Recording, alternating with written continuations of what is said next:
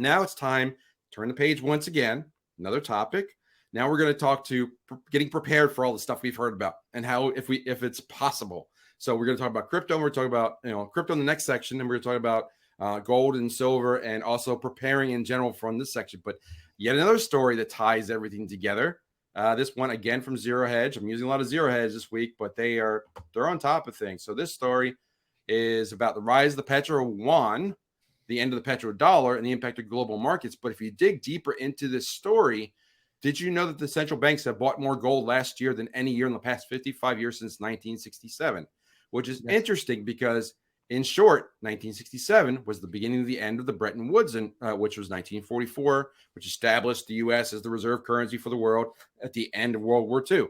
So here's the chart, the central bank holdings of gold. Here is the 1967, huge spike, not even close since then until now. Now everybody wants gold.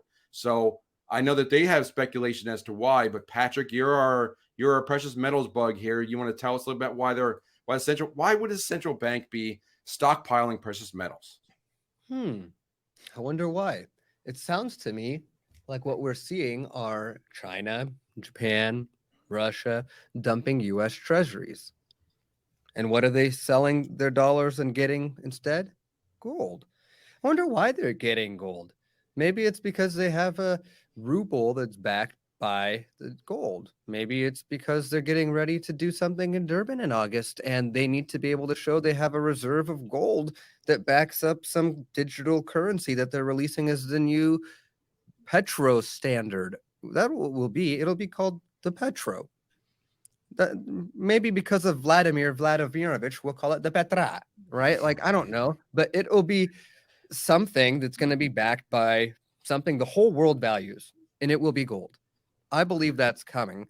We've seen a lot of crypto projects try to emulate that as well, because everyone knows that something that is backed by value, by true tangible value, is something that you could use. It has utility. It's going to be widely accepted. So therefore, I suspect what you see happening is the devaluation of the dollar. The dollar is going straight to gold so they can be ready to prop up whatever game they've got coming on in August is. That's total hypothesis. I have no clue, but one thing is very clear. Bucket one, they have been buying more gold than ever before. And that is causing some shifts in our economy right now in the price of gold. We're hitting all-time highs. Silver is going to go up above 50 very soon for silver eagles is what they're costing. So I don't know, guys. You tell me what's going on. Yeah, Dylan, is this a signal that central banks are bailing on the fiat system and moving towards the harder, more stable, more accepted form of money over the last thousands of years?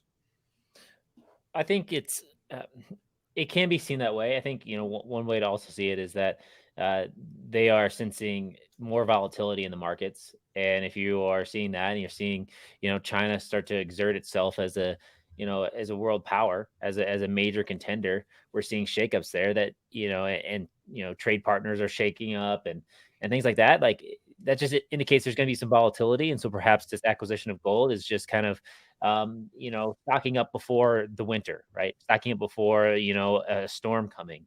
And so it doesn't necessarily mean that there'll be a transition to a gold standard, but, just with gold's history, it's not a bad thing to have on hand when times are looking more volatile and uncertain. Especially if they revalue their currency in a different gold ratio globally, sending it gold going up to like $30,000 an ounce.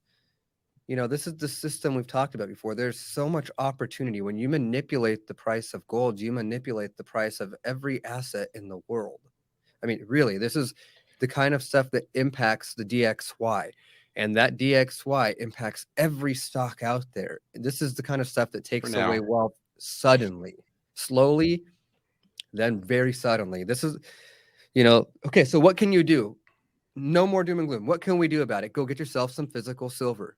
That's one thing you could do right now. Go to the store, find your local coin shop, make relationships, and start buying this stuff, especially when you notice the price and you see a dip. Execute, pull the trigger, be done. Be ready for the storm that's coming. I don't know if I'll ever need it. It's an insurance policy, but if it's coming and I need it, I'm going to feel pretty happy. I just don't see myself being upset for squirreling a little bit of silver and gold away. Yeah, I think that a couple of things that both of you guys hit on that I wanted to extract and continue the conversation there. The store thing about getting to know your store, you want to know that what they did, because if you're going to sell it or convert it, you want to know where you're going to be able to convert it. Your local gold, silver, precious metals coin shop is going to be the place to do that. Volatility, Dylan, you mentioned volatility. It's interesting. I saw that, we'll talk about Bitcoin a little bit later, but Bitcoin is actually now less volatile than the S&P 500 that recently was just talked about. So volatility does not reflect, the risk, the risk opportunity there. But the biggest thing that I caught on Patrick when he's like, converting fiat into a tangible asset. Well, there's an argument that people make against Bitcoin because it's not a tangible asset. That is actually technically not true, because the network is a tangible asset, and that's what's backing Bitcoin. Everyone that's running miners, all that capital equipment, all that, electricity, which isn't as much as they think it is, that's consumed, and everything, that all the equipment that's done to invest in the network, that is what's backing Bitcoin. So that's more strength of power than than several fiats that are on the planet. The U.S. is backed by military might that's shrinking, but that's one of the impacts that does back it and enforces it around the globe. But Bitcoin does have a tangible asset. Bitcoin itself is not tangible, but the network behind it is. So I wanted to highlight those things, and great job, guys, covering that. It's a tough topic because we've got all these different currency wars that are going to be happening in the next 6 months. We know they're on the horizon. We've got the BRICS that are going to launch one in August. We got another one that the BIS wants to launch, and all these CBDCs. Virtually no one alive has seen this kind of thing happen before. And most people are no longer around that saw Bretton Woods happen. And here we see, we've seen Zimbabwe, we've seen other currencies, but they were smaller countries. They're countries' currencies that went down, not a global reserve currency or the G7 or Asia and the BRICS nations getting together and making another currency. Or Sudan. You called Sudan the week before it happened. That was so legit. I was like, holy crap, I know exactly what's going on there. Jeff just talked about that. That's on that list. Yep, and then you asked the question. Did you see how I answered it right away? I knew the answer. Bucket one. That was bucket one, bro. That's bucket one. That was cool. I liked that. I was so excited when Sudan was struggling. I didn't want it to come out that way.